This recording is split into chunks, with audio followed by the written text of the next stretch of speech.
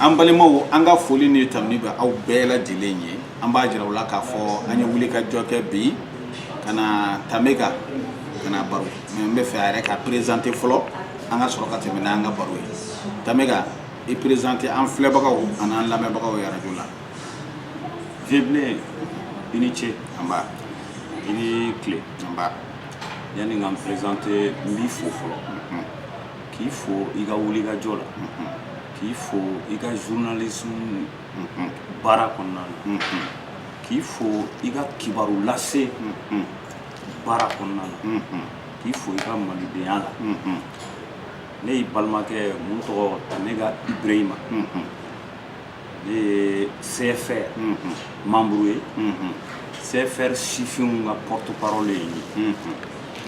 o ye i balimakɛ mun sigilen b'i kɔrɔ bi k'i ba voilà bi ayiwa Ibrahima Tamega an y'a ye débat caman bɛ yen i bɛ bɔ i bɛ kuma o la i bɛ jamanakuntigi défend a ka beredanw bɛɛ lajɛlen na nka bi mɔgɔ bɛ ɲininkali min kɛ i n'a fɔ i bɛ ka kɛ cogoya min na jamanakuntigi yɛrɛ dɛmɛtɔn minnu bɛ yen n'olu ye majorité yɛrɛ ye yala majorité membre ka hakilina ye mun ye bi u yɛrɛ bɛ cogo di bi u lahala ye mun ye bi ni maa min ye ɲininka. Malien caman de bɛ yen nɔ a bɛ taa ka tɛmɛ majorité yɛrɛ kan ni minnu dusukun tiɲɛnen don bi n'u dusukun warulen don bi ka sabu kɛ coup d'état kɔlɔlɔ nana Mali da kɔngɔ tuguni vie an bɛ hakililajigin de kɛ tile fila in na an bɛ k'o fɔ yɔrɔ caman na Ala ye kuma garisɛgɛ na yɔrɔ min n ko hakili jagabɔ kan ka kɛ Mali président fɔlɔ fɔlɔ n'o ye Modibo Keyita ye maliyɛnw ye coup d'état kɛ k'o lata mun dar'o kan n'o ye Musa Tarawele maliyɛnw ye coup d'état kɛ k'o lata Alpha Omar Konare mun nana o kɔfɛ démocratiquement o échappera o porogotora coup d'état fila a se ka k'a la bilen Amadou Toumani Touré mun nana Alpha kɔfɛ n'o sen a fana élila démocratiquement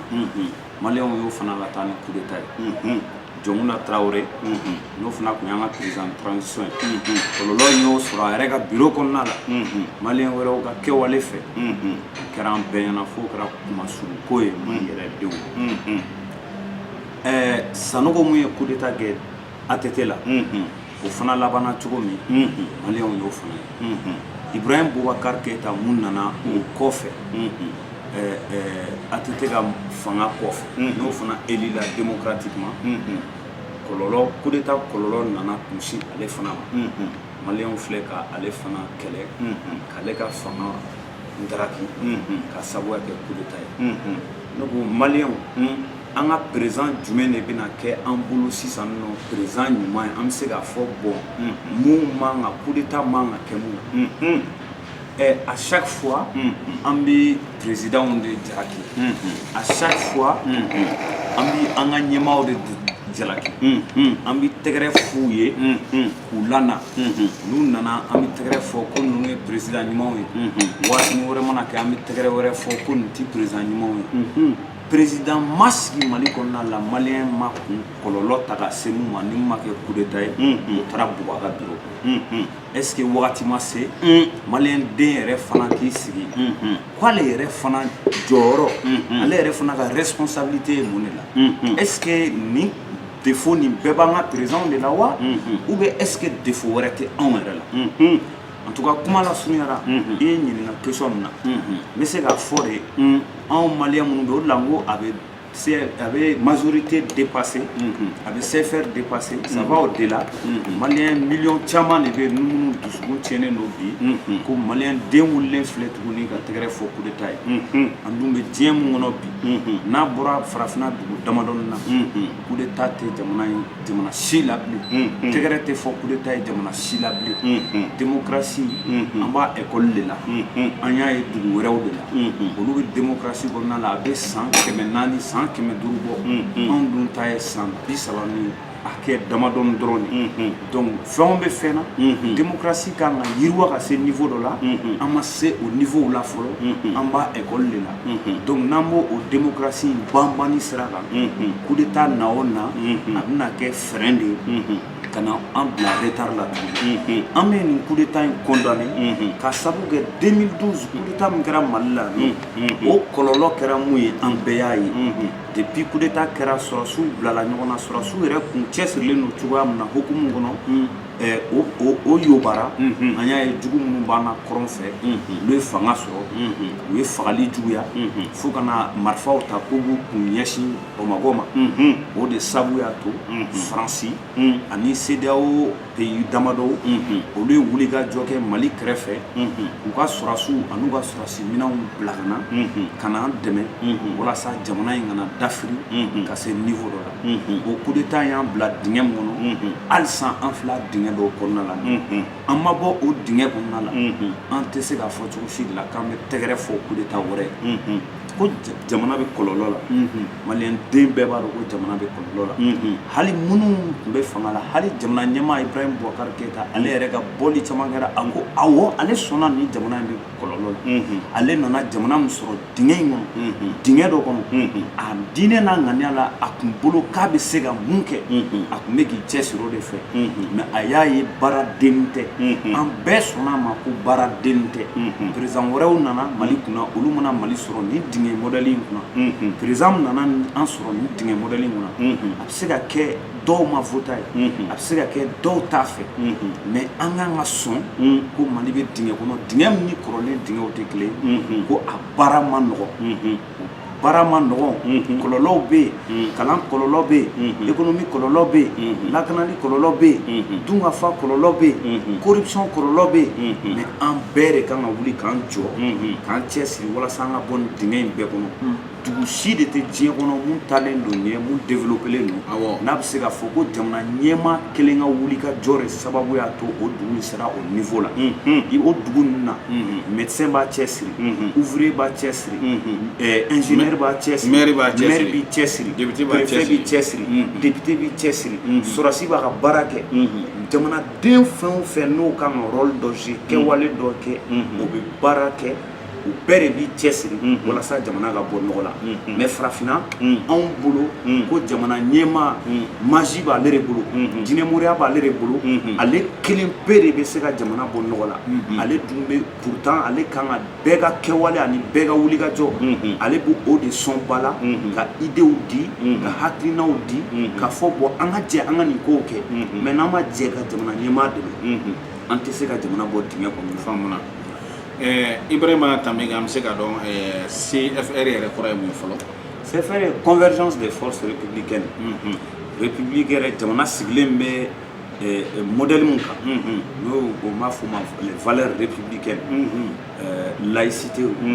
ani démocratie bɛɛ ka jɛ ka sɔn fɛn kelen ma ka baara kɛ jamana ye ka jamana yiriwa o hokumu kɔnɔna la bɛɛ sɔnnen don mun an b'o o de placer CFR kɔnɔna la donc anw ye maaw ye maa minnu wulila k'u jɔ depuis nin y'a kalo damadɔ ye wulikajɔ minnu kɛra jamana ɲɛmaa kɔ k'a ka walan sɛmɛ alors que kalatafili de sababu y'a to n'ale nana a dɔw jamanaden dɔw bɛ se k'a fɔ k'olu ma jɛn n'a ka fanga gérer cogo ye u bɛ se k'a fɔ yɛrɛ ko jamana ɲɛmaa a ka di anw ye i ka walan sɛmɛ mais démocratie kɔnɔna la diyagoya tɛ ka walan sɛmɛ donc an y'a ye ko dɔw bɛ fɛ ka diyagoya kɛ dɔw bɔra k'olu ye maliyɛnw ye anw fana ko bon anw minnu jamana basigi haminako b'an na jamana ka démocratie sinsinni haminako b'an na n'an fana ti sɔn fɛn dɔw ka kɛ jamana sariya sunba n'o ye constitution ye o tɛ fɛn minnu permis an wulila k'an jɔ mais an balimaw de don minnu bɔra nin y'a kalo damadɔ ye ka laɲiniw kɛ an balimaw de y'olu fana ye mais an fana tun tɛ se k'an sigi ka jamana sunbaw jamana assemblée jamana président de la république jamana premier ministre ko dɔw bɛ politiki selima politiki hukumu kɔnɔna la ɲɔgɔn sama hukumu kɔnɔna la parce que a caman bɛ yen nɔ olu ka kɛlɛ ye maliko ye mais a caman ba fana bɛ yen minnu bɛ M5 kɔnɔna la n'olu ka kɛlɛ ye yɛrɛko ye an tun tɛ se k'an sigi ka olu lajɛ ka jamana ta k'a dafiri CFR mɔgɔ an wulila k'an jɔ an ye tɔn in créer maa caman b'a kɔnɔ parti politiki maakɔrɔw b'a kɔnɔ association mɔgɔw b'a kɔnɔ société civile jama caman kɔnɔ o b'a kɔnɔ artistes b'a kɔnɔ opérateurs économiques b'a kɔnɔ jamana in kanu bɛ mɔgɔ mɔgɔ la jamana basigi bɛ maa maa la olu caman de faralen don ɲɔgɔn kan CFR kɔnɔna la CFR wulila k'a jɔ depuis nin kɔlɔlɔ in ma se tarata don fo kana se sisan na wa ne yɛrɛ ye CFR sifinw ka porte-parole ye ne ye CFR membre ye ne bɛ wulikajɔ la bi ne bɛ k'a kɛ CFR de tɔgɔ la n tɛ k'a kɛ tɔn wɛrɛ tɔgɔ la n bɛ k'a kɛ n ka malidenya de tɔgɔ la n bɛ k'a kɛ jamana kanu la n bɛ k'a kɛ jamana basigi n'o ye haminako ye o kɔnɔna la n bɛ k'a kɛ n ka fasoden ɲumanya kɔnɔna la n bɛ k'a kɛ parce que n b'a dɔn yanni k'i yɛrɛ ɲininka ko jamana ye mun k'i ye i b'i yɛrɛ de ɲininka e fana ye mun de kɛ jamana ye ne bɛ fɛ sini ma sini a ka fɔ bon an bɛɛ k'a ye k'a fɔ anw fana sera ka nin kɛ Mali ye walasa a ka bɔ dingɛ kɔnɔna la donc CFR ka kɛlɛ y'o de ka wuli k'i jɔ jamana ye CFR ka kɛlɛ ye nin de ye Ibrahima Tamega ɲininkali wɛrɛ min bɛ yen n'an b'o tɛnku nin na o ye n'i y'a ka CFR yɛrɛ kɔnɔna ta k'a la i bɛ démocratie a kɔnɔ mais an y'a ye k'a fɔ Mali ka jamanakuntigi min tun ye jamana ɲɛmɔgɔ ye yala maa tɛ se k'a fɔ ko a wajibiyara k'a forcer k'a ka démissionner wa ou bien a ye démissionner min kɛ a démissionner n'a yɛrɛ ye de wa aw yɛrɛ bolo est ce que nin kɛli ka kan wa jamana ɲɛmaa min n'a sigira yɛrɛ y'a fɔ cogoya min na démocratie de y'a sigi mais a ka walan sɛmɛ nin cogo in na tan a bɔra télé la 0 heure waati ko ale démissionner na yala wajibi don wa ou bien a diyara ye de aw yɛrɛ ka faamuyali ye jumɛn ye aw bolo nin kɛli ka kan wa ou bien a man ka kɛ n cɛ i ka ɲininkali la jamana ɲɛmaa sigira démocratiquement a ka mandat tun bɛ ban 2023 M5 ye wulikajɔ caman kɛ u y'a ɲini k'a ka démissionner a ma sɔn ka démissionner a y'u wele k'u kana sigikafɔ ka kɛ Mali la sigikafɔ min y'an danbe ye n'o y'an ka laadaw ye k'an k'o banba kɔlɔlɔ minnu bɛ yen nɔ an ka jɛ k'u discuter ɲɔgɔn fɛ ka solution sɔrɔ jamana ɲɛmaa ma laɲini waatinin kelen yanni ni mardi in cɛ k'a bɛ démissionner wa ni mardi min tarata don min tɛmɛnen filɛ nin août kalo tile 18 anw b'a fɔ anw tɛ sigasiga fɔli la anw b'a fɔ an tɛ miiri fitinin a fɔli la ko jamana ɲɛmaa sɔrɔdasiw de nana ka fanga daraki sɔrɔdasiw de nana minɛ fa a si bon kɔnɔ a si du kɔnɔ k'a diyagoya ka taa n'a ye k'a diyagoya k'a bolonɔ bila sɛbɛn na n'u b'a fɔ o ma ko lettre de démission président ɲɛmaa jamana ɲɛmaa n'o ye président Ibrahim Boubacar Keïta ye an b'a fɔ bi k'a fɔ sini ma histoire ka retenir ka anw CFR mɔgɔ anw bolo président de la République a ma walan sɛmɛ a yɛrɛ ma a diyagoyara de ka walan sɛmɛ vie n'a tun bɛ fɛ ka walan sɛmɛ a tun bɛ se ka kɛ hokumu wɛrɛ kɔnɔna la mais Mali bɛɛ y'a ye ko sɔrɔdasiw de nana minɛ u nana minɛ ni sɔrɔdasi minɛnw ye u nana minɛ ale yɛrɛ ye sɔrɔdasi minɛn minnu san ko jamana ka lakana u nana minɛ n'o minɛn kelenw ye u mana minɛ ni minɛn wɛrɛw ye u nana a minɛ ni Mali sɔrɔdasi teninw de u nana minɛ ni force de ka taa n'a ye Kati wa a filɛ u bolola nin ye Kati jusqu'à preuve de contraire a b'u bolo an tɛ se k'a fɔ ko jamana ɲɛmaa yi sigilen de to a fɛ yen ka jateminɛ kɛ ka walan sɛmɛ a diyagoyara de ka walan bila a diyagoyara de ka démission rendre a y'a kɛ hukumu kɔnɔna la an bɛɛ y'o ye donc an tɛna don kuma munumununi la parce que dɔw bɛ k'a fɔ ko non ko président ko a ye walan sɛmɛ n'a yɛrɛ ye ayi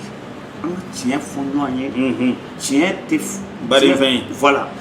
bɛɛ bɛ se ka sɔn a ma k'a diyagoyara ka démissionner hali ne ni n balimakɛ Kawo Jim n'o bɛ M5 kɔnɔna la ne n'o yɛrɛ tun bɛ plateau kan télé danbe la Kawo Jim yɛrɛ y'a fɔ olu minnu ye Ngara Dabaw ye an n'olu minnu bɛ politique kɛlɛ la opposition d'idée la nin ko in na ale yɛrɛ sɔnna a ma ko oui jamana ɲɛmaa diyagoyara de ka walan sɛmɛ donc je ne vois pas pourquoi munna dɔw b'a fɔ ko ayi k'a ye walan sɛmɛ a diyara yɛrɛ de sɔrɔdasiw de y'a minɛ k'a fɔ a ye an ye bɛɛ fɛ ka dansago i ka dansiri i ka fanga la a ka d'an ye diyagoya la i k'a fɔ malidenw ye k'i da bɔra ko la nin t'o siɲɛ fɔlɔ ye ka kɛ a kɛra siɲɛ caman donc awɔ coup d'état de kɛra tɔgɔ wɛrɛ t'a la ni coup d'état kɛ awɔ coup d'état de kɛra tɔgɔ wɛrɛ t'a la ni dankarili fanga la tɛ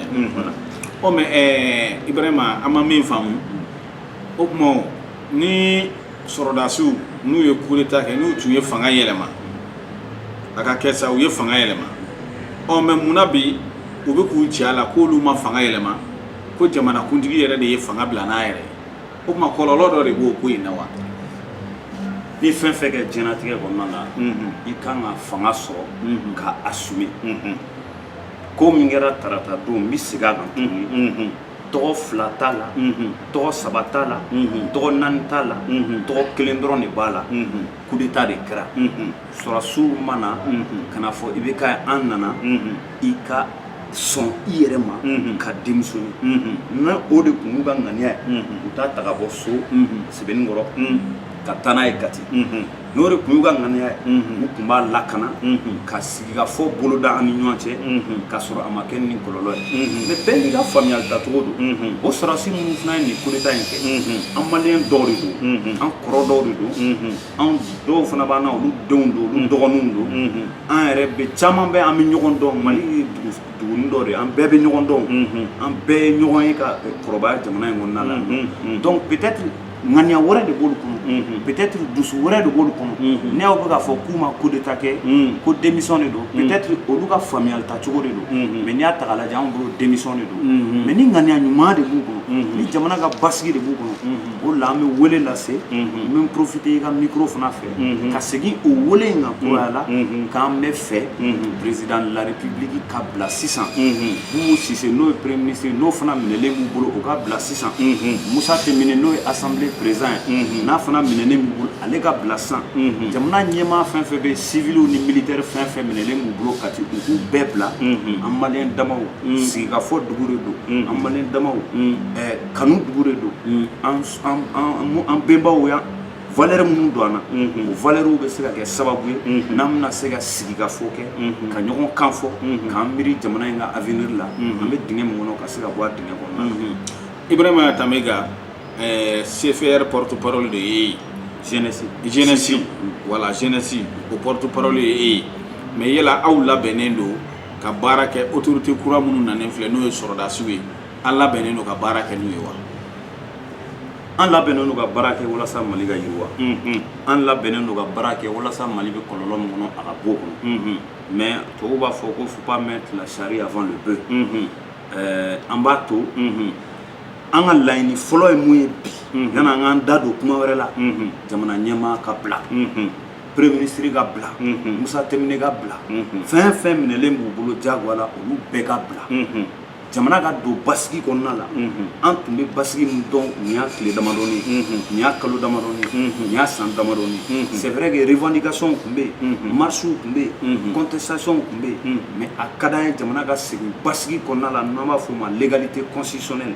n'an seginna o basigi kɔnɔna la jamanaden minnu bɛ yen n'u bɛ fɛ an bɛɛ ka jɛ k'an tɛgɛ di ɲɔgɔn ma ka jamana bɔ kɔlɔlɔ kɔnɔ anw tɛ ban o wulikajɔ ma mais yan'an ka so o kɛnɛ kan laɲini fɔlɔ min b'an bolo yan'an k'an da don kuma wɛrɛ la en tout cas o y'o de ye ka président de la république ka bila jamana ɲɛmaa bila k'a ka premier ministre bila ka Musa Temine bila n'an tɛmɛn'o wagati kan wagati min n'an tɛmɛna o libération kan wagati min fɛn minnu kan ka kɛ o kɔfɛ sigikafɔ minnu kan ka kɛ o kɔfɛ o sigikafɔ an b'olu kuma kɛ o wagati min faamuna Ibrahima Tamega an y'a ye e sɔnna i ye kuma di an ma mais fanga yɛrɛ yɛlɛmanen ani sisan cɛ mɔgɔ caman bɛ yen olu tun y'a jira k'a fɔ k'u bɛ sa IBK yɛrɛ kɔ ko n'i bɛ ka sara yɔrɔ min na dɔrɔn rapidement o b'a sɔrɔ olu sara quoi bon an y'a ye caman y'i dogo bon e sɔnna ka kuma di bon i yɛrɛ b'a la ko mɔgɔ dɔw bɛ yen k'olu ka bila bon hali sisan Karimu yɛrɛ min ye IBK yɛrɛ denkɛ ye Karimu ma ye e bɛ mun fɔ Karimu yebaliya i fa minɛna ka t'i yɛrɛ di Karimu ma ye dɛ e dun bɛ k'i yɛrɛ di bi i bɛ se ka mun fɔ an ye jamana kanu de y'a to ne bɛ k'an yɛrɛ di jamana basigi de y'a to ne bɛ k'an yɛrɛ di n bɛ hakili jagabɔ dɔ kɛ 2018 ne ma kala ta IBK ye ne tɛ RPM na o e ni ne filɛ ka kuma waati min ne tɛ RPM tɔnden dɔ ye mais ne ye jamana in den dɔ 2018 ne kala fili maa wɛrɛ de mais kalata fili bannen o tigi a cira mais a ko bon ni cira élection na ni cour constitutionnelle ye mun fɔ an bɛ sɔn o de ma jamana yɛrɛ constitution o de yira an tɛ futinɛ wɛrɛ wuli kalata fili kɔfɛ ne taara dialogue national la ni ye kala ta mun ye an taara accord politique de gouvernance signé donc républicain o de y'an ye démocratique o de y'an ye ne ye n ka kɛlɛ kɛ o hokumu kɔnɔna na en tant que citoyen en tant que républicain mais vieux i ka kuma in a futinɛ bɛ ne yɛrɛ la a futinɛ bɛ ne la parce que minnu yɛrɛ ni jamana ɲɛmaa bɛ tɔn kelen na minnu tun b'a fɔ plateau bɛɛ kan k'olu pɛrɛnnen don ka sa jamana ɲɛmaa ye ko jamana ɲɛmaa nana don nin kɔlɔlɔ in kɔnɔna la k'an tɛ olu si ye bi an ma maa satɔ ye dɛ a bɛ maa siran dɛ a bɛ maa hami peut-être que a dɔw bɛ yen an bɛ se k'olu ta faamu comme ni nin coup d'état modèle kɛra mɔgɔw ka vie bɛ menacé dɔw bɛ k'u yɛrɛ lakana mais dɔw fana bɛ yen nɔ olu tun kan ka ye kɛnɛ kan dɛ olu minnu ko k'olu pɛrɛnnen don ka sa jamana ɲɛmaa nɔfɛ olu tun kan ka ye anw bɛ wulikajɔ la parce que jamana in kanu m'an na jamana in démocratie kanu m'an na parce que an ye républicain anw b'o kɛlɛ la mais olu fɔlɔ de tun kan ka ye jamana ɲɛmaa ka kɛlɛ la bi an bɛ se k'a fɔ yɛrɛ k'a dɔw ka wulikajɔ baliya de y'a to kɔlɔlɔ min binnen filɛ nin IBK kan a kɔlɔlɔ binna parce que depuis a daminɛ n'u tun bɔra calculs la depuis a daminɛ ni dɔw tun bɔra hésitation na depuis a daminɛ ni IBK kanubaw bɛɛ tun y'u tɛgɛ kɛ kelen ye ka politiki intérêt interpersonnel ninnu dɔw to kɛrɛfɛ san t'a sɔrɔ an bɛ nin kɔlɔlɔ kɔnɔna na mais karisa de kɛra assemblée président ye n ma jɛ n'o ye donc o sababu la n tɛ kɛlɛ foyi kɛ IBK ye karisa de tun kan ka kɛ député ye o ma k'o ye donc o sababu la n ti IBK dɛmɛ alors que IBK bɛ fanga min na aw de y'a dɛmɛ ka na n'a ye a dɛmɛba fɔlɔ-fɔlɔ tun kan ka kɛ olu de o de la ne bɛ CFR mɔgɔw fo parce que CFR kɔnɔna la ne ni ɲɔgɔnna caman b'a kɔnɔ minnu kunun olu yɛrɛ ma kala ta IBK ye mais parce que u ye démocrate u ye républicain u ye jamana in basigi kanu b'u la u wulila k'u jɔ ne ni IBK an tun tɛ ɲɔgɔn wele o jamana ɲɛmaa bɛ niveau dɔ la ne yɛrɛ tun bɛ se ka accéder yɛrɛ fo ka na se nin na yɛrɛ Musa Tɛmɛne n'o ye AM kɛ mais a bɛ poste minnu na o tun tɛ n permettre k'a ye tuma bɛɛ yɛrɛ mais jamana in kanu de y'a to ne ye n ka wuli ka jɔ kɛ jamana basigi ye donc minnu y'u ban n'olu tun ye jamana ɲɛmaa dɛmɛbaw ye n'an m'u ye kɛnɛ kan ko le tribunal de l'histoire jugera dɛ mais bɛɛ n'a ka faamuyali don peut-être olu ma wuli k'u jɔ kun min na olu de ni ala cɛ olu b'o dɔn mais anw minnu wulila k'an jɔ anw minnu bɛ ka wuli k'an jɔ hali sisan hali bi dɔw b'an wele téléphone na a y'aw kɔlɔsi aw yɛrɛ la coup d'état kɛra n'aw ma farati aw ka vie menacelen don mais anw tɛ se k'a fɔ nka an bɛna siran k'an ka malidenya hakɛ ɲini minnu bɔra yanni coup d'état ka kɛ olu ma siran o olu bɔra c'est normal u k'u ka hakɛ ɲini mun de la bi anw bɛ bali ka an bɛna ko fɔ mun de la an bɛ bali bi ka hakɛ ɲini anw sɔrɔdasi minnu bɛ yen anw bolo maafalaw tɛ o an dalen d'u la k'a fɔ ko républicains fana de b'u la o caman b'u la o tɛna fɔ ko maliyɛn minnu bɛ yen n'olu bɛ ka président la république dɛmɛ bi ka jukɔrɔmadenw bi k'a fɔ a ka segin a ka bila rapidement k'a fɔ a ka segin a nɔ la olu militaires y'a faamu ko ninnu fana bɛ kɛlɛ la jamana de ye u tɛ kɛlɛ la Mali juguya la u bɛ kɛlɛ la parce que u fana dalen don valeur républicaine dɔw de la donc anw b'o wuli ka jɔ kɛ n b'a fɔ tuguni minnu tun kan ka wuli k'u jɔ n'u ma wuli k'u jɔ peut-être que il n'est jamais trop tard c'est l'occasion de se rattraper sinon le tribunal de l'histoire jugera bien sûr. Ibrahima Tambeka an y'a ye k'a fɔ Mali yɛrɛ ka jamanakuntigi kulu dɔw sigira n'o ye EPM ye u y'a fɔ ko Mali jamanakuntigi ko n'a ye hakilina fɛn o fɛn ta k'olu b'a dɛmɛ u b'a kɔkɔrɔma don o baara in na mais n'i y'a jateminɛ mouvement M5 ka mankan wulilen k'a daminɛ o la dɔw yɛrɛ dénoncera k'a fɔ k'olu bɛ mouvement M5 kɔnɔ an y'o sɔrɔ an balima dɔ ka kuma n'o yɛrɛ la ka kuma la k'a fɔ ko IBK y'u ci don min k'ale n'u tɛ sigi ka kuma k'u ka taa Tereta fɛ yen M5 mɔgɔ dɔ yɛrɛ y'o fɔ kunnafoni sɔrɔ siraw fɛ ko n'a tun b'a dɔn k'olu yɛrɛ ni o mɔgɔ in ka di cogo min na an ka kuma fɔ a cogo la Tereta fɛn de y'a fɔ Kilema Danbele de y'a fɔ ko a tun tɛ olu ci ko ka taa ye mais ni mɔgɔ min ye ɲininka est-ce que EPM u tun kan ka baara min kɛ ka mouvement M5 k'u kunbɛn ani ka jamana ɲɛmaa yɛrɛ soutenir cogoya min na est-ce que mouvement EPM y'a ka baara kɛ comme il faut Mais c'est quand on tourne, mais tu m'as dit là. Penny dîner ni ŋaniya don bɛɛ kelen de bɛ da i kaburu kɔnɔ mun kan ka jɔyɔrɔ min fi n'o m'o fi o b'o dɔn mun kan ka jɔyɔrɔ min fi n'a y'o baara kɛ o fana b'o dɔn mais malidenw y'an bɛɛ ye an ka kɛwalew la kunun ani bi malidenw y'an bɛɛ ye an ka constance la kunun ani bi olu ma baara min kɛ n'u ye baara dɔ kɛ an tɛ mun dɔn u b'u kelen ni ala cɛ mais terrain kan kɛnɛ kan an ye minnu ye kɛlɛ la an ye minnu ye wulikajɔ yɛrɛ la fo ka jamana ɲɛmaa kana seli na jamana ɲɛmaa minɛlen a ka maa fɔlɔ minnu tun kan ka continuer ka bɔ o tun ye EPM mɔgɔw ye mais ne tun tɛ la de n bɛ segin a kan tuguni bɛɛ n'a ka kɛlɛ don bɛɛ n'a ka kɛlɛ kun don bɛɛ n'a ka kɛlɛ hokumu don jamana in kanu ne bɛ n ta de dɔn ne bɛ CFR kɔnɔna tɔndenw de ta dɔn anw kɔni wulila k'an jɔ anw kɔni wulila k'an jɔ jamana ɲɛmaa an bɛ démocratie kɔ anw wulila k'an jɔ k'an bɛ république kɔ anw wulila k'an jɔ k'an bɛ basigi kɔ mais jamana ɲɛmaa yɛrɛ kɛrɛfɛmaaw minnu tora calcul misɛnninw na minnu tora interpersonnels la n'u y'u ban ka jamana ɲɛmaa dɛmɛ f'a nana bin dingɛ kɔnɔna na an ka tiɲɛ fɔ koyi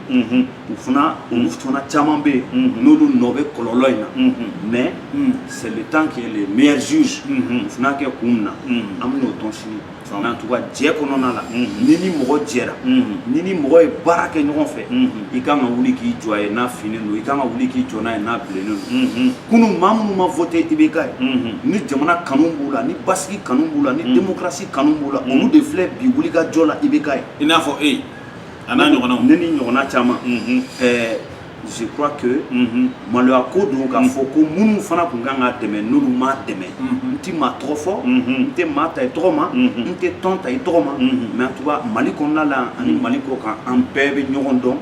an bɛɛ bɛ ɲɔgɔn ka baara kɛcogo dɔn an bɛɛ bɛ ɲɔgɔn ka constance dɔn ne kɔni surprise tɛ ne ta la surprise tɛ ne ta la parce que nin y'a san damadɔ ye an tɛ a banna wagati bilen n hakili b'a la ne tun bɛ an tɛ a banna la ne wulila ka n jɔ n ko n ma jɛ ni constitution yɛlɛmali ye tan nin cogo la ne wulila ka n jɔ n ko jamana constitution n'a kan ka yɛlɛma sigikafɔ de kan ka kɛ fɔlɔ an ka bɛn a kan an k'a yɛlɛma jamana ɲɛmaa ni a nɔfɛmaaw a wagati u y'an tun bɛ considéré comme opposition mais ne tun bɛ ka constitution de bonya ka constitution de k'a fɔ maga man ka k'a la tan n'i y'a ye n filɛ nin kɛlɛ kelen kɔnɔna la bi ale constitution kelen in de nɔfɛ kɛlɛ don minnu tun bɛ fɛ ka constitution in piétiner k'a fɔ bɔ jamana ɲɛmaa olu dankara ka fanga la ni moyen bɛɛ alors que constitution t'o permis constitution yɛrɛ n'i bɛ fɛ ka kɛ fanga la i bɛ tɛmɛ kalata fili sira de fɛ minnu bɛ fɛ ka na ni siraw ye sira minnu jamana constitution m'o fɔ ne wulila ka n jɔ n ko ayi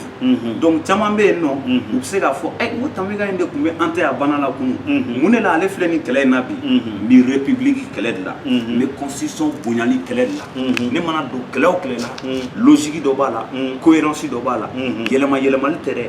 jamana kanu constance ani cohérence n bɛ fɛ k'o faamuyali kɛ mɔgɔ caman fana bɛ yen nɔ vie olu bɛ ɲininka ko min bɛ tɔn dɔ la n'o tɔgɔ ko fasoden ko donc ko est-ce que n bɛ ka kɛlɛ kɛ fasoden hukumu kɔnɔna la anw ye tɔn seriyelen an mana n'an kan ka baara o baara kɛ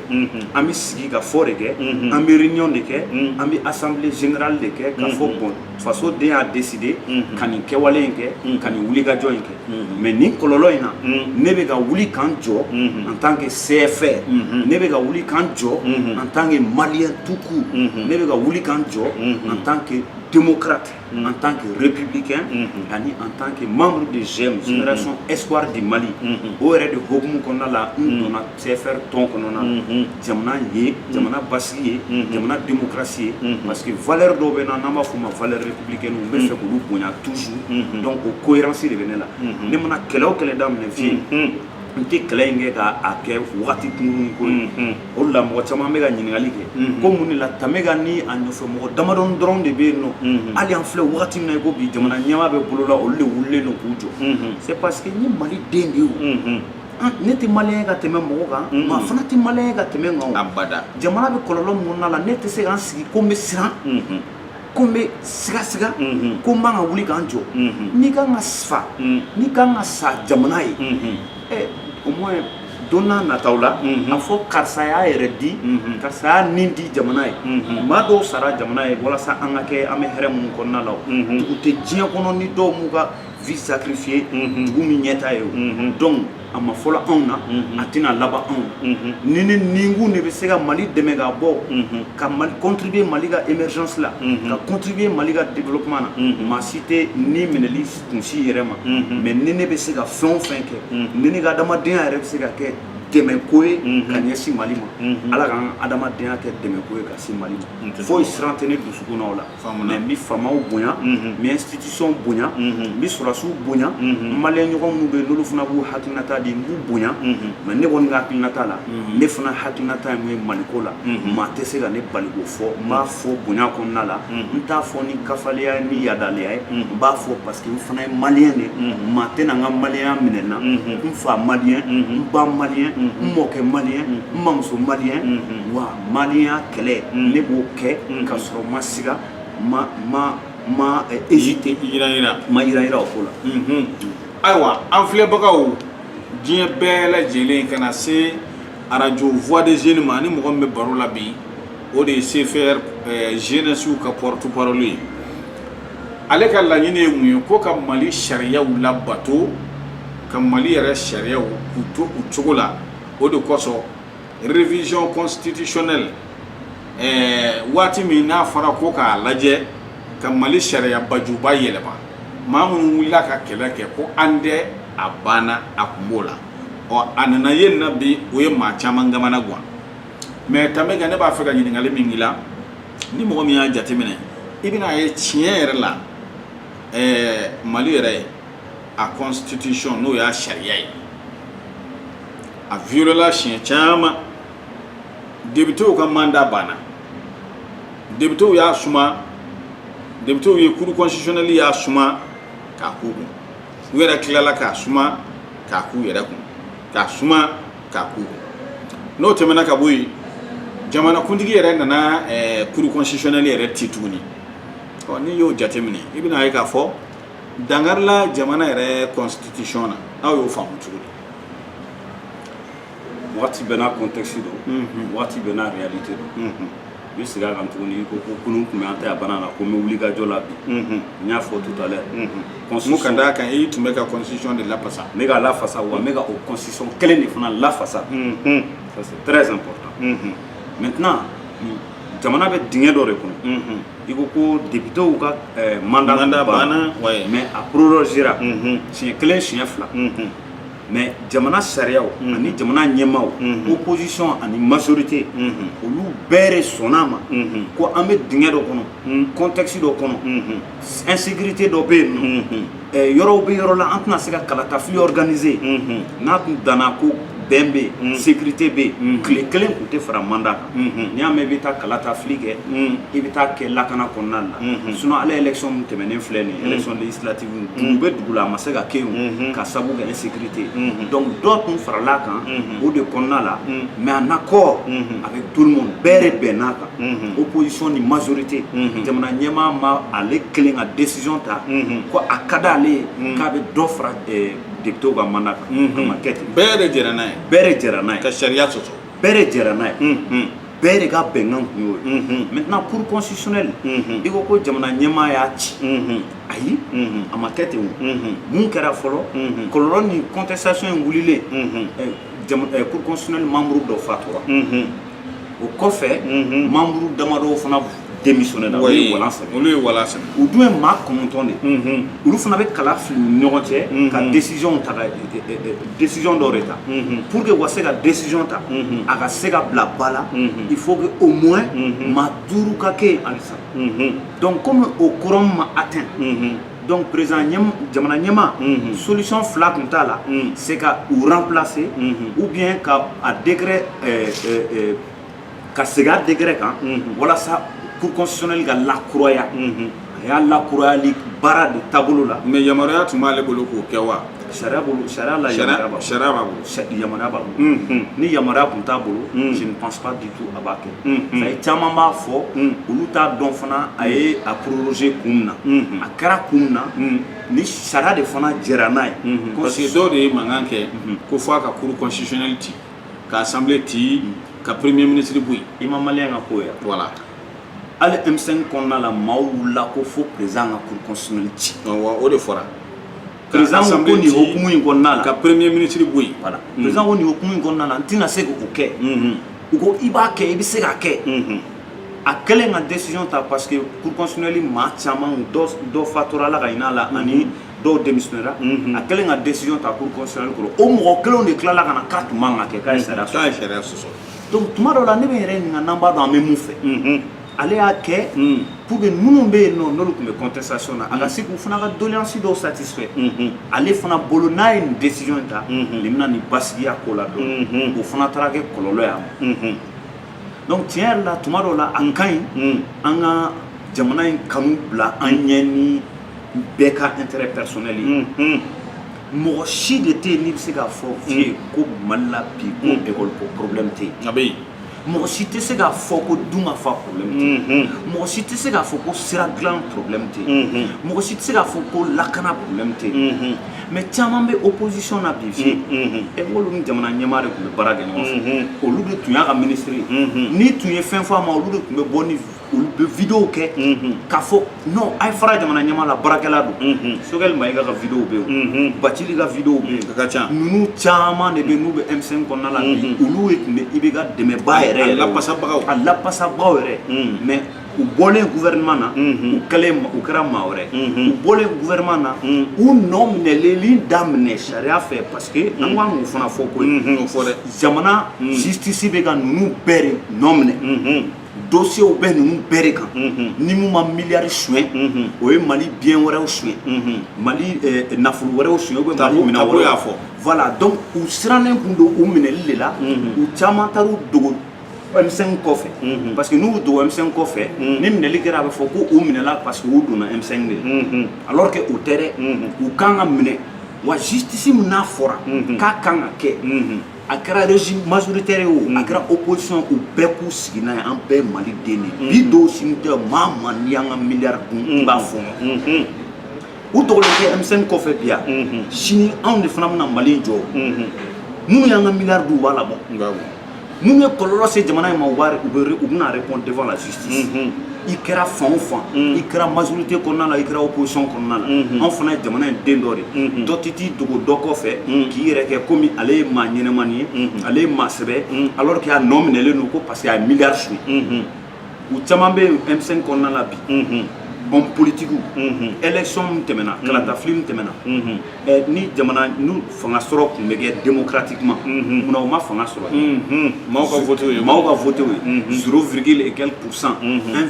et quelques %. Ni y'u fara ɲɔgɔn kan u bɛɛ ka pourcentage a tɛ 5% bɔ olu bɛ se ka na cogo di ko peuple b'olu kɔ peuple jumɛn b'olu kɔ mɔgɔw b'u kɔ maliyɛnw b'u kɔ cɛw b'u kɔ musow b'u kɔ mais mali peuple bɛɛ lajɛlen t'u kɔ maliyɛn yɛrɛ maa miliyɔn 18 mali peuple bɛɛ t'u kɔ mɔgɔ dɔw b'u kɔ an ka bonya bɛ mun ye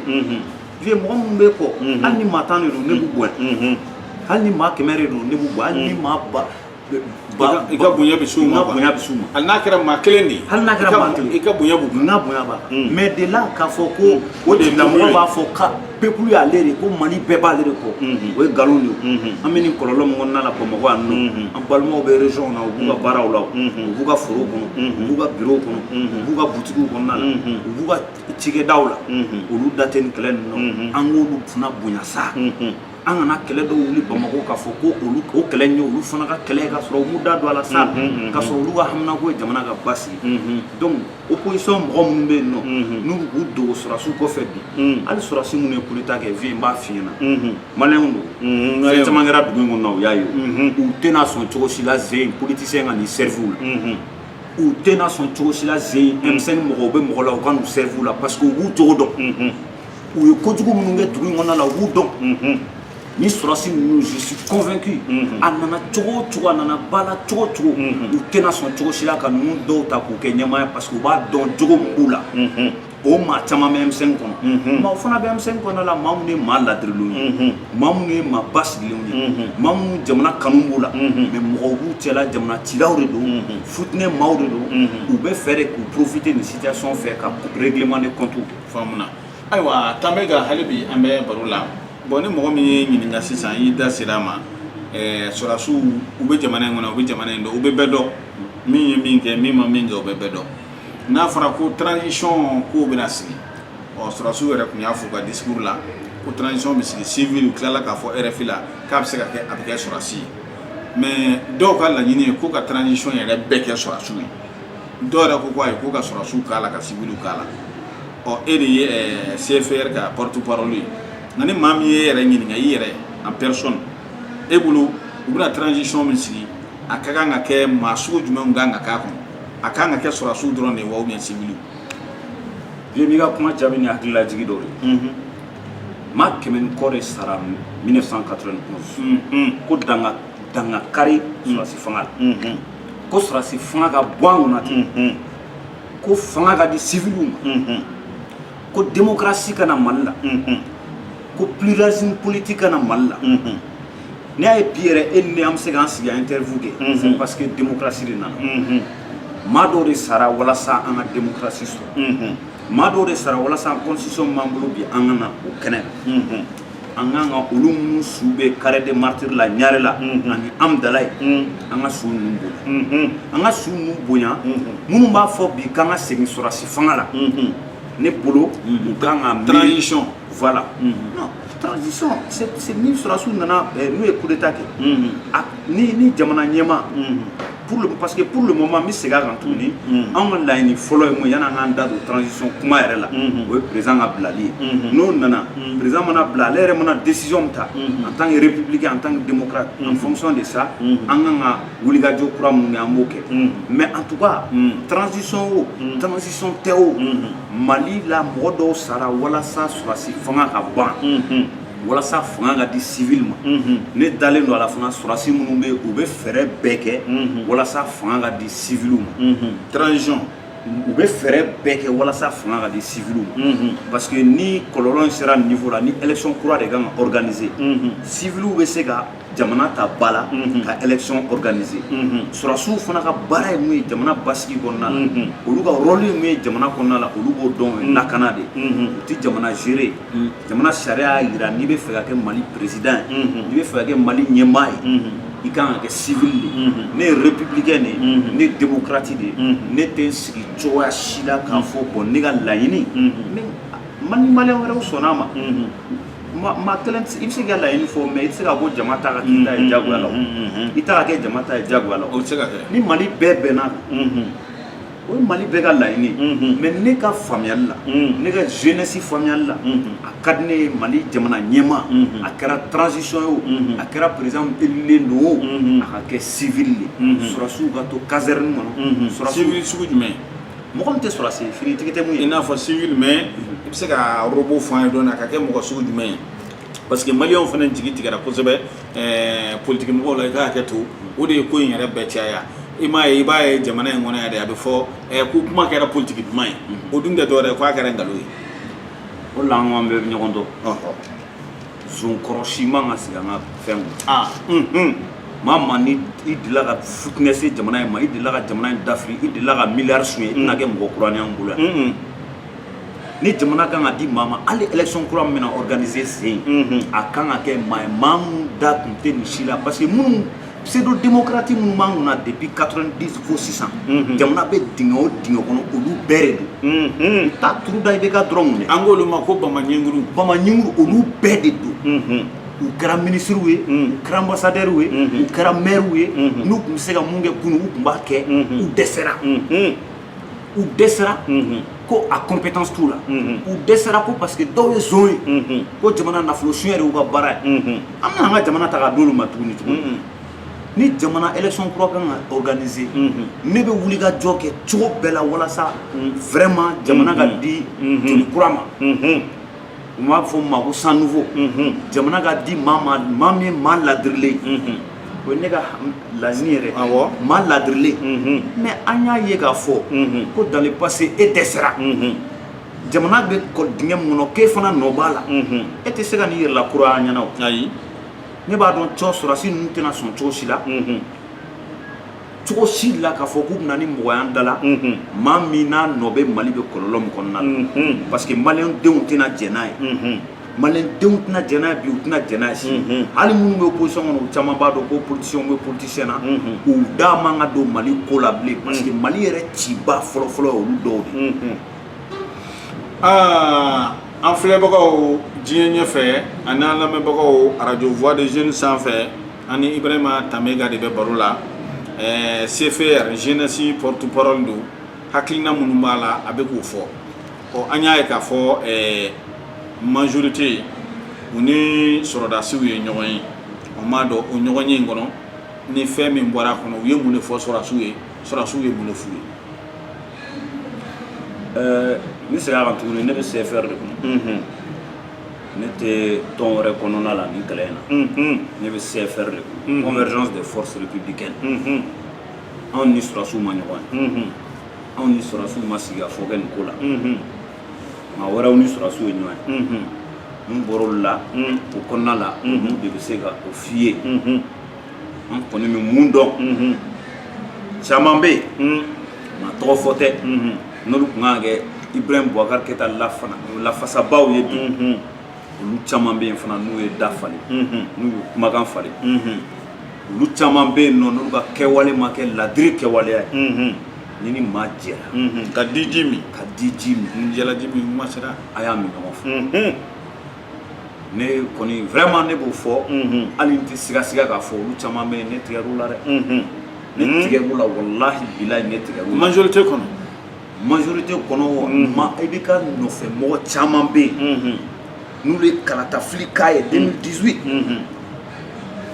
olu de tun kan ye kɛnɛ kan bi n ka foli bɛ caman ye minnu bɔra n t'i ka kuma tigɛ an ye kuma ɲini maa caman fɛ o de la n ko i ye kabakomɔgɔ ye olu yɛrɛ si ma sɔn ka kuma bɛɛ jatigɛlen don dɔw b'u ban ka kuma yɛrɛ olu kelen de bɛ ne wele ko ne ka n dogo ko ne ka n dogo ko n kana sɔn ka bɔ ka taa kuma di journaliste ko sinon ko n bɛ ka ye n tɔgɔ bɛ mɔgɔw da mais a tɛ komi ne bɛ ka bɔ ka na u b'a la ko n tɔgɔ bɛ mɔgɔ min da ka n'olu défier o ayi ne bɛ ka bɔ ka na parce que n fana ye maliyɛn de ye ne Mali ye démocratie dugu ye ko n y'a fɔ cogo min na an ye démocratie sɔrɔ 91 cogo min ne yɛrɛ ye AM dirigeant kɔrɔ ye ne tɛ se ka siran k'a fɔ ko ne hakilinata ye mun ye ne tɛ se k'o fɔ bɛn kɔnɔna la basigi kɔnɔna la ka sɔrɔ n ma mɔgɔ nɛni n ma maa dɔgɔya o ye n fana ka droit de ye jagoya don donc ne tɛ hali siga o la k'a fɔ ko n tɛ bɔ ne bɛ bɔ parce que n ma maa dɔgɔya n tɛ wuli ka jɔ la mun ye contre jamana n ma bɔ ka maa nɛni n bɔra de ko ne hakilinata ye nin de ye Maliko la n'o a kan ka fɔ n'i kan ka bali k'i hakilinata di Maliko la o kɔrɔ an seginna dictature la depuis 90 91 donc an t'o période kɔnɔna la n'a sɔrɔ tiɲɛ don ko dɔw sara pour la liberté d'expression ne yɛrɛ kɔrɔ ne dɔgɔw sara pour la liberté d'expression n'a sɔrɔ dɔw sara ko tiɲɛ don pour que démocratie ka na ne tɛ hali hami siga kelen ko ne tɛ wuli ka n jɔ ka n ka hakilinata fɔ Maliko la faamuna Tamega yɛrɛ bolo i bɛ ka dɛmɛbaga minnu bɛ yen n'o ye plateforme ye u bɛna sigi nin ko in kɔrɔ ta i bɛ ka démission forcée in u bɛna sigi ten u tɛna fɛn fɔ u bɛna o to ta a bɛ to nin cogo in na tan wa n bɛ segin a kan tuguni komi yɛrɛ ko k'u caman sirannen don u tɛ ka se k'i u tɛ ka sɔn i jaabi awɔ ne yɛrɛ ye maa caman ɲini u ma sɔn o la a kun ka di ne ye olu yɛrɛ de ka question dɔw jaabi parce que olu de b'a dɔn kun min na u sirannen don ka bɔ olu de b'a dɔn olu de kun ye i bɛ k'a ka kɛlɛkɛcɛw ye kunun mais bi olu tɛ ka ye terrain kan maa wɛrɛw bɛ ka ye olu de bɛ se ka o question dɔw jaabi mais vie c'est très important i bɛ ka nɔfɛmɔgɔ bɛɛ tɛ ko olu bɛɛ y'u ban kɛlɛ ma nin wagati in na kɛlɛ kɛcogo ka ca o ye tiɲɛ ye caman fana bɛ yen nɔ olu bɛ wuli ka jɔ la u bɛ wuli ka jɔ la dugu ma peut-être caman bɛ yen nɔ n'i y'u tɛ ka ye kɛnɛ kan bi baara u ka wuli ka jɔ yɛrɛ taabolo de don u man ka ye kɛnɛ kan u kan ka baara kɛ sira wɛrɛ de fɛ i bɛ taa sɔrɔ o fana caman bɛ yen donc an tɛ se k'a fɔ fana i b'a fɔ ko maa minnu bɛ yen i bɛ ka dɛmɛ k'u bɛɛ de y'a bila mais maaw bɛ maa la maliyɛnw tun kan ka olu ye kɛnɛ kan bi ni maliyɛnw ma olu ye o de kɛlen don ka caman dabali ban o de kɛlen don ka caman hamina ko caya fo dɔw yɛrɛ bɛ k'a fɔ ko cɛkɔrɔba janfara cɛkɔrɔba janfara parce que karisa de kun kan ka kɛ cɛkɔrɔba ka kɛlɛkɛcɛ ye bi kɛnɛ in kan mais an ɲɛ t'ale la cɛkɔrɔba janfara parce que nin tɔn in de kun kan ka kɛ IBK ka kɛlɛkɛcɛ ye kɛlɛkɛtɔn ye bi kɛnɛ kan an ɲɛ t'olu la an ɲɛ bɛ CFR de la an ɲɛ bɛ majorité mɔgɔ wɛrɛw la dɛ n bɛ segin a kan tuguni majorité mɔgɔ bɛɛ kelen tɛ k'i sigi dɛ ça c'est très important an tɛ se k'a fɔ ko majorité présidentielle bɛɛ de sigilen don an tɛ se k'a fɔ ko RPM mɔgɔ bɛɛ de sigilen don RPM maaw bɛ yen minnu wulilen don k'u jɔ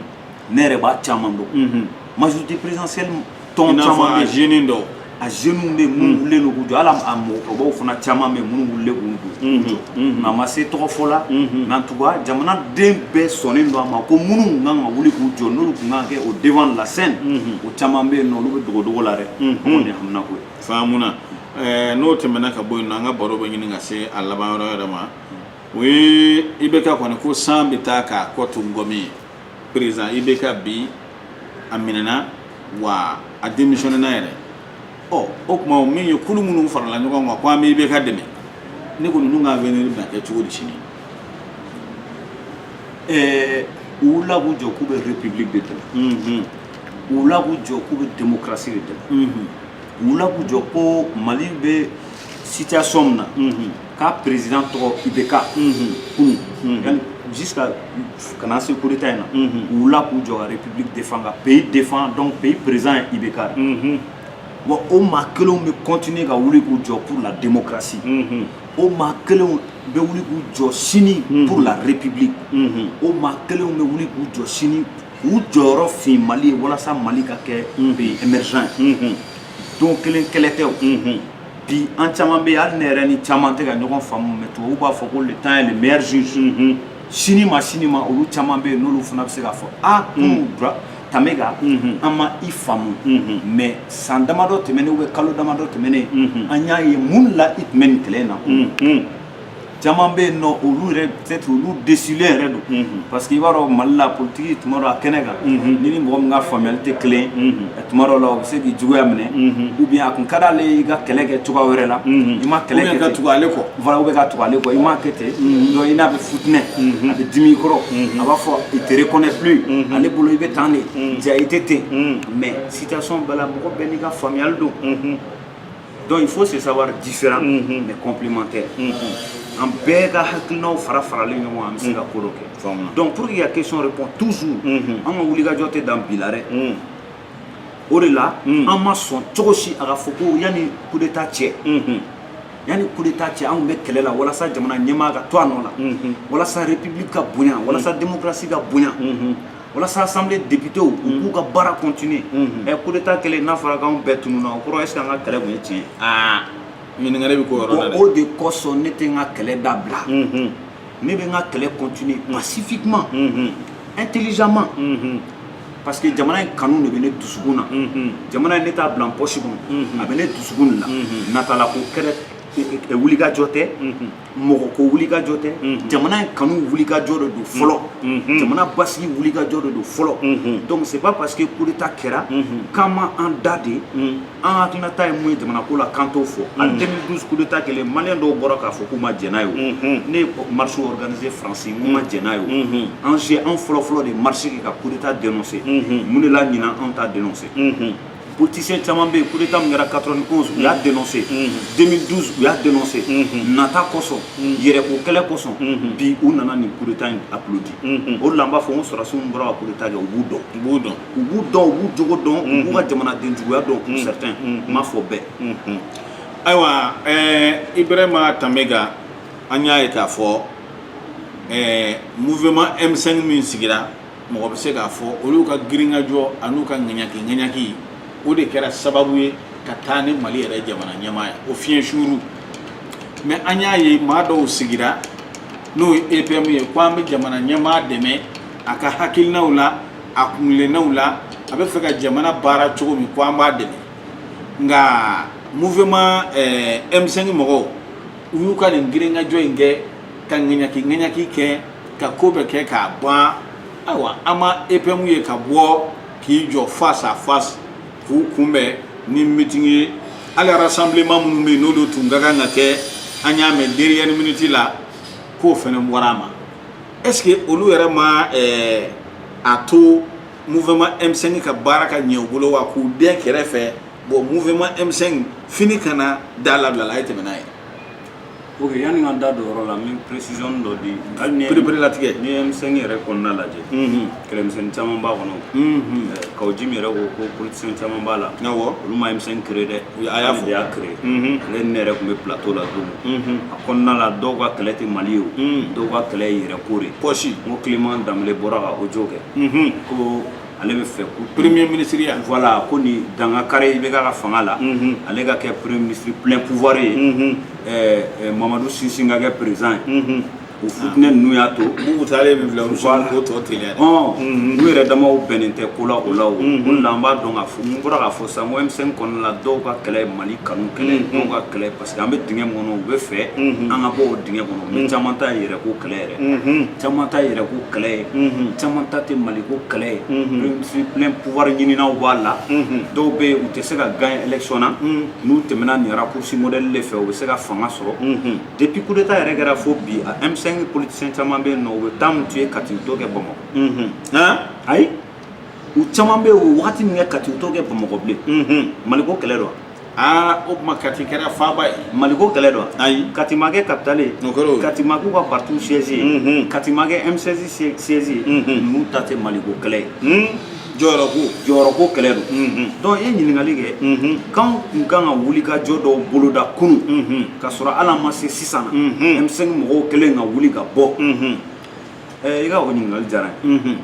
M5 mɔgɔw bɔlen dans un premier temps waati fɔlɔ nin na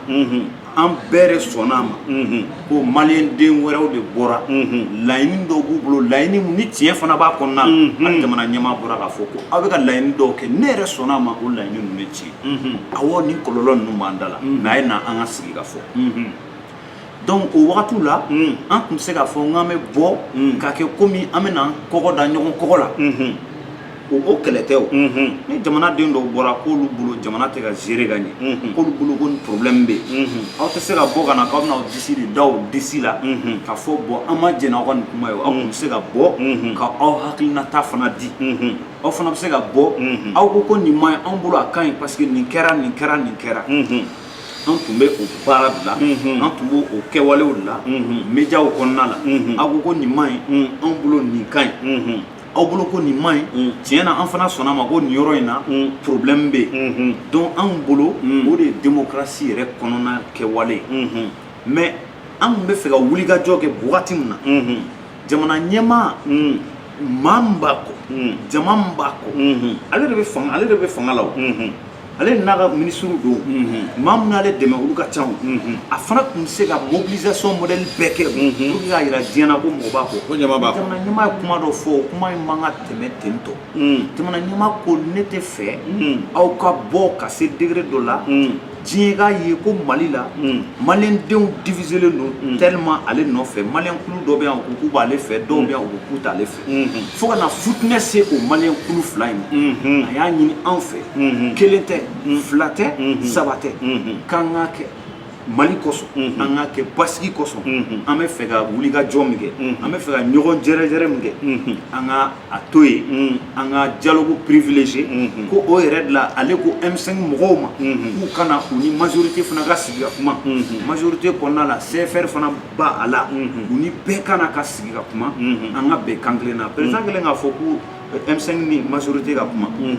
dɔw ko o ye mépris de o tɛ mépris ye o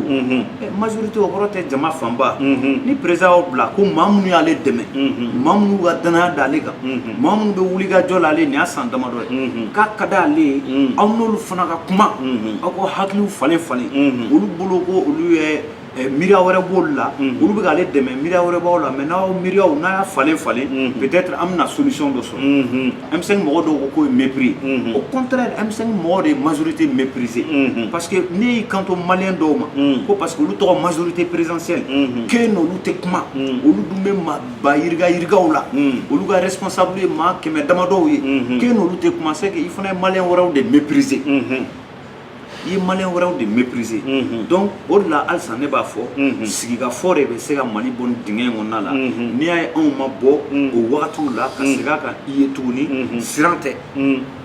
an caman bɛ yen nɔ an ye leader ye ka tɛmɛ o an ye tɔn kɛ an ye wulikajɔw kɛ o ni wulikajɔ don ni jama labɔ don an bɛɛ bɛ ɲɔgɔn dɔn Mali la o an bɛ se ka jama labɔ cogo min caman b'a dɔn an bɛ se ka jama labɔ cogo min mais an ye basigi ani dialogue kumakan de lamɛn président ka appel au dialogue an y'o kumakan lamɛn a dɔw bɔra a ma i b'a fɔ su in na sini sɔgɔma de kan ka kɛ manifestation su in na de président y'i sigi ko tiɲɛ yɛrɛ la maa bɛ fɛ ka bɔli min kɛ a ma min bɛ fitinɛ dɔ ka bɔ a kɔnɔna la n b'a ɲini aw fɛ n b'aw deli jamana kanu yɛrɛ kosɔn a ye sɔn ne ka kuma ma a ye dialogue privilégié i bɛ ka o de kɛ depuis nin crise in bɛɛ kɔnɔna la M5 ka bɔli bɛɛ kɔnɔ a ma sɔn cogo si fitinɛ ka don majorité minnu bɛ président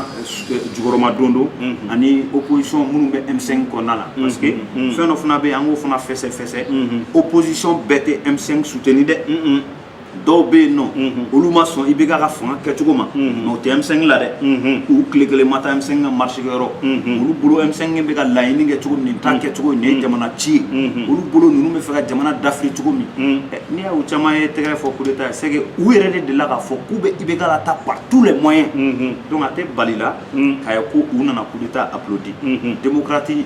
sɛbɛlama tɛ a dɔw ye n m'a fɔ a bɛɛ en tout cas ni coup d'état kɔni applaudi i dun b'a dɔn démocratie nana i ka dugu kɔnɔ cogo min ko maa 100 ni kɔ de sara o démocratie ka se ka na Mali la ni coup d'état applaudi c'est que mun kɛra 2012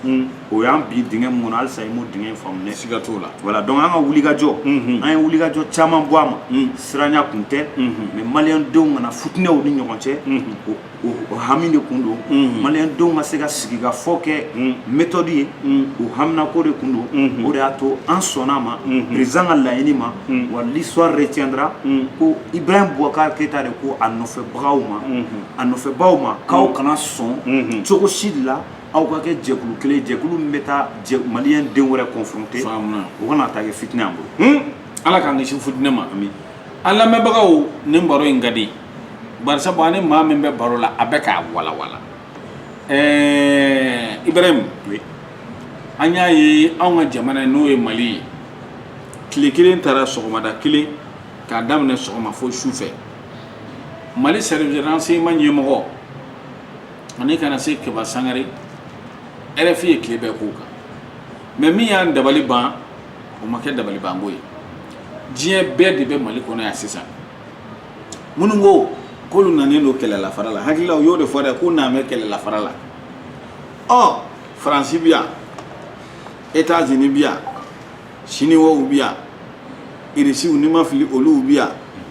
farafinna jamana bɛɛ lajɛlen bi yan ko anw mana kɛlɛ la ko nka anw nana kɛlɛlafara de la n'i nana kɛlɛlafara la kɛlɛ kɔni da kɔni tɛ se ka tɛmɛ ka taa jamana ɲɛmaa minɛ ka bɔ a ka so kɛlɛlafara la sigilen ɲɛna tɛmɛ ka yɔrɔnin est-ce que ko nin dɔ tun tɛ ko in kɔnɔ est-ce que janfa tun tɛ ko in na dɔɔnin ou bien nin y'a kɛcogo ye coup d'état de kɛra janfa don janfa tɛ o l'histoire nous dira mais comme i da ma maa dɔw tɔgɔ la jamana dɔw nana an nɔfɛ u nana an dɛmɛ u nana dɛmɛli la yanni nin kɔlɔlɔ min nana mardi 18 août yanni o ka na u nana u ye bɛɛ lamɛn u ye jamana ɲɛmaa lamɛn u ye M5 mɔgɔw lamɛn u ye acteur fɛn fɛn bɛ nin crise in na u ye bɛɛ lamɛn CEDEAO Union européenne Union africaine u nana ko parce que olu tɛ se k'u sigi ka Mali ye dingɛ dɔ kɔnɔ u tɛ se ka wuli k'u jɔ cogo min parce que n'i y'a ta k'a lajɛ e ni ne filɛ ka kuma wagati min minnu nana n'o ye Union européenne u ka ATM u ka sɔrɔsiw bɛ Mali kɔnɔna la yan bi n'u bɛ ka Mali dɛmɛ an bɛ dingɛ min kɔnɔna la insécurité fan fɛ ka se k'o kɛlɛ Union africaine ka sɔrɔsiw bɛ yan CEDEAO sɔrɔsiw bɛ yan nɔ mais tuma dɔ la fɛn dɔ de bɛ ne dabali ban n'o ye maliyɛn dɔw bɛ se ka wuli u bɛ ɲɔgɔn faamuyalibaliya dɔw b'u la CEDEAO fan fɛ o bɛ se ka faamu mais maliyɛn dɔw de bɛ wuli fana k'u tɛ fɛ ka CEDEAO ye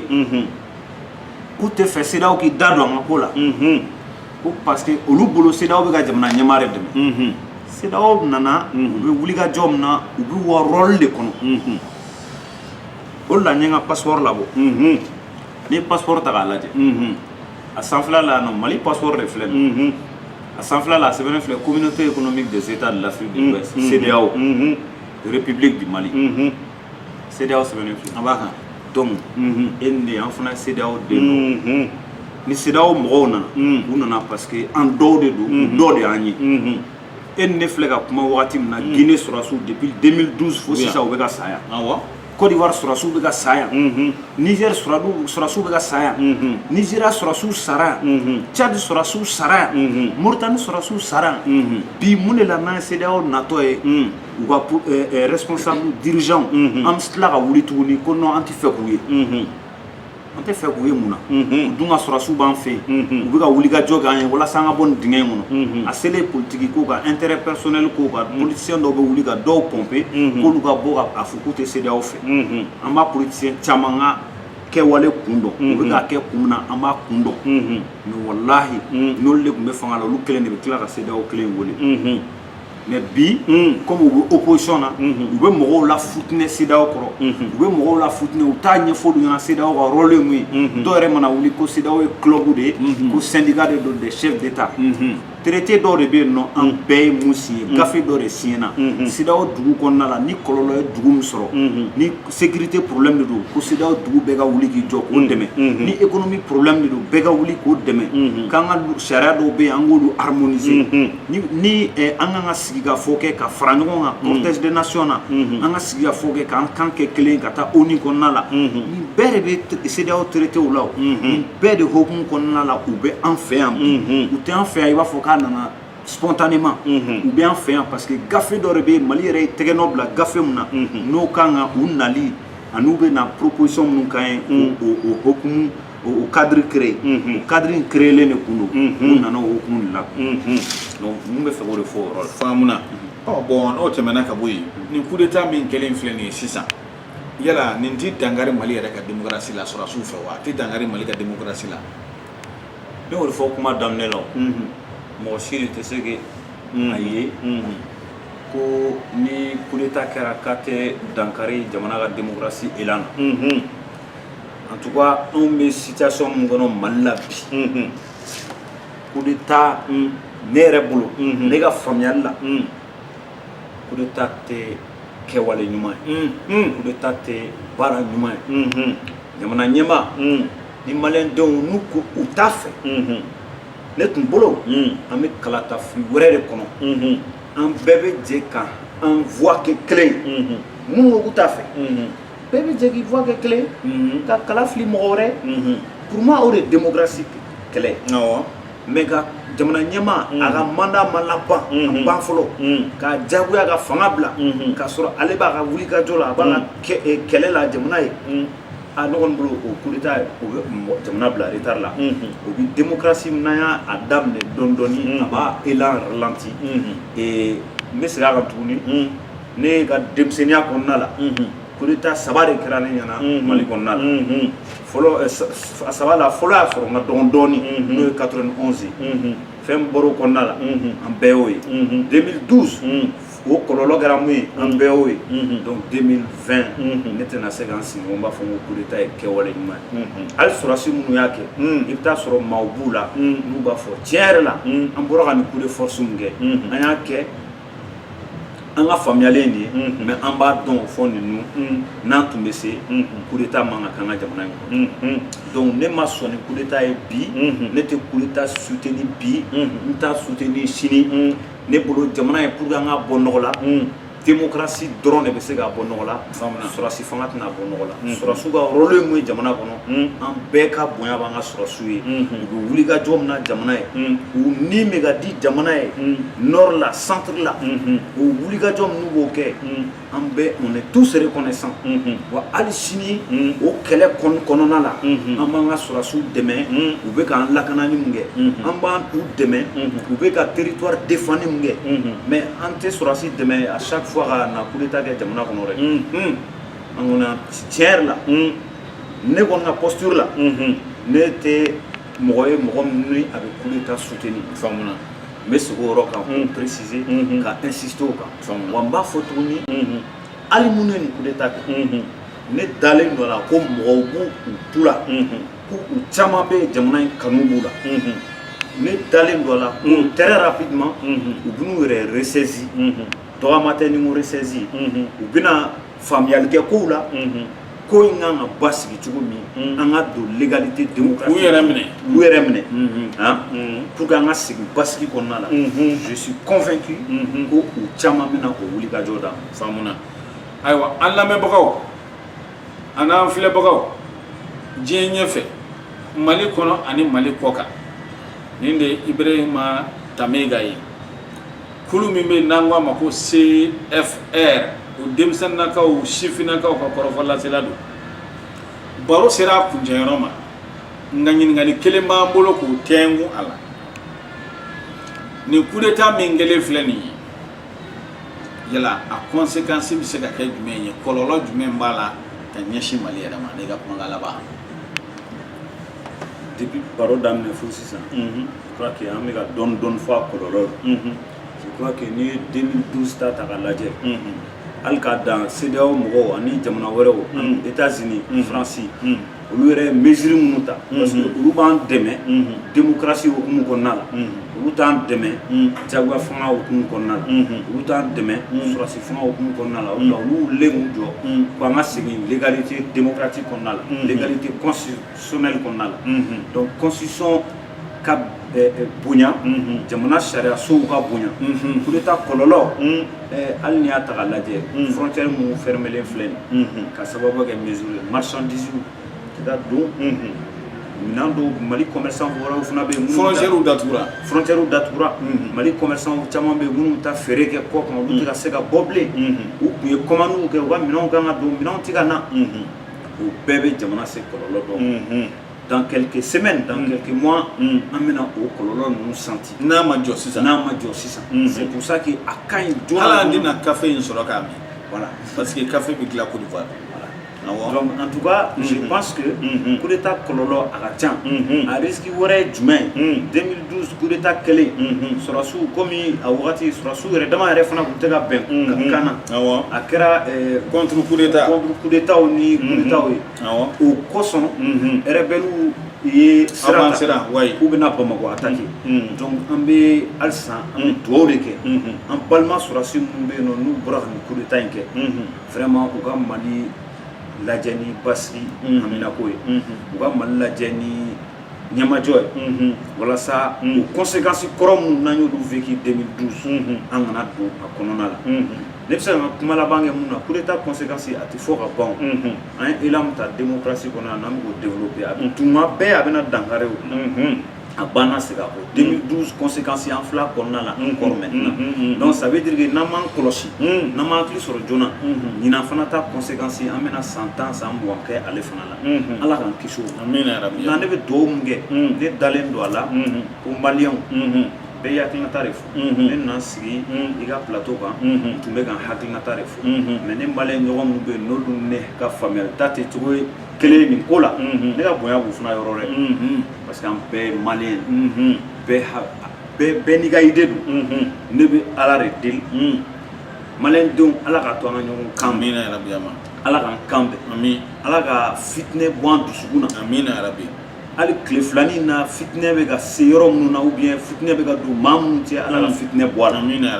y'a ye ne bɛ ka courage ta ka n hakilinata di n tɛ ka kɛ kafalenya kɔnɔna la n tɛ ka kɛ yɛrɛ bonya kɔnɔna la n bɛ ka kɛ parce que Mali n fana ye den dɔ ye n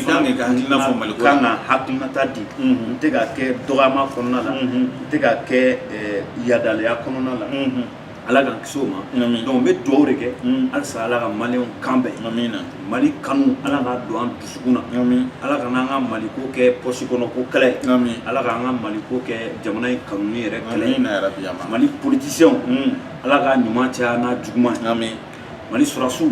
ala ka barika don o la jamana lakanali la ala ka barika don o la kɔlɔlɔ min bɛ centre ni nord la bi u ka se ka fu siri o kow la Mali diinɛ ɲɛmɔgɔw halisa ala ka hakili don o la u ka to misiri kɔnɔna la u ka ala ko fɔ adamadenw ye ala k'u ni politiki kɛnɛ cɛ janya ala k'u ni politiki kɛnɛ cɛ janya don parce que alimami ale ka misiri kɔnɔna ma kɛ meeting kɛyɔrɔ ye meeting politique alimami ka misiri kɔnɔna kan ka kɛ duwawu kɛyɔrɔ ye ka adamadenw kun ɲɛsin ala ma a ka misiri kɔnɔna kan ka k'o ye alimami ka baara tɛ ka politiki k'a ka kɛwale n'a bɛ politiki kɛ a bɛ politiki kɛ kɛnɛma politiki man ka kɛ misiri kɔnɔ politiki kuma man ka fɔ misiri kɔnɔ politisiyɛn minnu fana bɛ yen fana n'olu caman bɛ yen nɔ n'u b'u dogo dogo diinɛ ɲɛmaaw kɔfɛ parce que jamanadenw dalen t'olu la bilen jamanadenw bɛ diinɛ ɲɛmaa minnu bonya ni popularité b'u la u b'u dogo dogo olu kɔfɛ ala k'an ka diinɛ ɲɛmaaw kisi o politisiyɛn modèle tɔɔrɔ min na yɛrɛ bi yama parce que o politisiyɛn modèle caman sababu y'a to an ka diinɛ ɲɛmaa caman bɛ bi ni fɛn dɔw bɛ f'u ma